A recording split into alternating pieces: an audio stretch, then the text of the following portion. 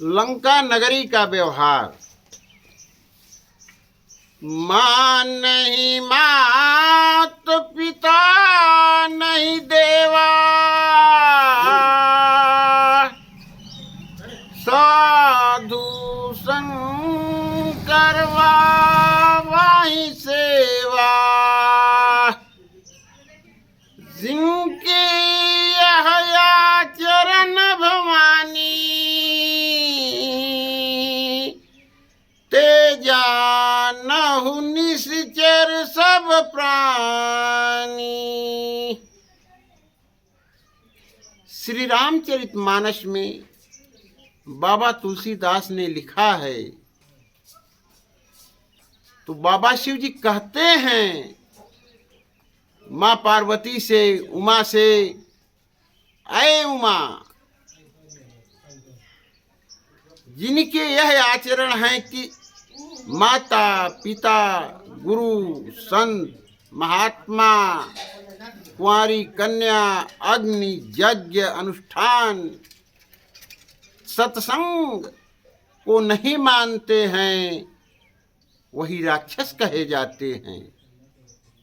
क्योंकि मुनि विश्वामित्र जी यज्ञ कर रहे थे, उनको राक्षस परेशान कर देते थे, आकर के उसमें खून मांस इत्यादि डाल दिया करते थे। जब तंग हो गए, हार गए, राक्षस को जीत नहीं पाए, यज्ञ नहीं कर पाए, तो गए अयोध्या नगरी में, जहाँ राजा दशरथ जी महाराज रहते थे। वहाँ जा कर के उनसे कहा, महाराज हम यज्ञ कर रहे हैं, हमारे यज्ञ में राक्षस आते हैं, उसमें मांस मछली खून इत्यादि डाल देते हैं। अपनी यज्ञ की रक्षा के लिए मैं आपसे श्री रामचंद्र जी को मांगता हूँ, मुझे दे दीजिए, मैं लेकर के जाऊंगा और अपने यज्ञ की रक्षा इनसे करवाऊंगा। राजा दशरथ ने राम और लक्ष्मण दोनों को दिया, दोनों को लेकर के गए और अपने यज्ञ की रक्षा किए। कौन? विश्वामित्र जी। तो लंका नगरी का ऐसा व्यवहार है, राक्षसी स्वभाव के लोग रहते हैं। क्योंकि अभी अभी हमने आपको बताया ना,